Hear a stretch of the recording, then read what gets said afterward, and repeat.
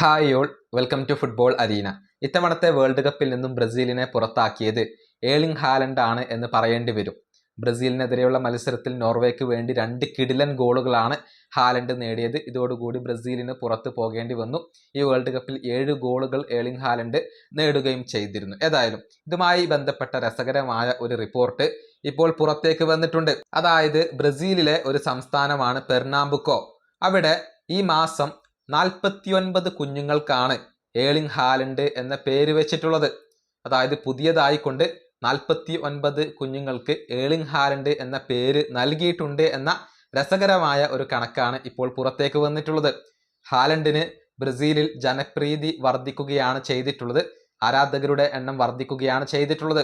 അതുകൊണ്ട് തന്നെ പലരും തങ്ങളുടെ മക്കൾക്ക് ഇപ്പോൾ ഏർലിംഗ് ഹാലൻഡ് എന്ന പേര് നൽകി കഴിഞ്ഞിട്ടുണ്ട്. ഹാലൻഡ് എന്ന പേര് നൽകി കഴിഞ്ഞിട്ടുണ്ട്. ഓർക്കണം, ബ്രസീലിനെ പുറത്താക്കിയ എതിർതാരമാണ് ഹാലൻഡ്. അദ്ദേഹത്തിന്റെ പേരാണ് ബ്രസീലിൽ ഉള്ളവർ ഇപ്പോൾ തങ്ങളുടെ മക്കൾക്ക് നൽകുന്നത് എന്ന രസകരമായ ഒരു കാര്യമാണ് ഇവിടെ സംഭവിച്ചു കൊണ്ടിരിക്കുന്നത്. ഏതായാലും ഹാലൻഡ് എന്ന് പേരുള്ള ഒരുപാട് പേരെ നമുക്ക് ഇനി ബ്രസീലിൽ കാണാൻ സാധിക്കും എന്നുള്ളതാണ്. അത്രയേറെ ആരാധക കൂട്ടമാണ് ഇപ്പോൾ ബ്രസീലിൽ ഹാലൻഡ് ഉണ്ടാക്കിക്കൊണ്ടിരിക്കുന്നത്.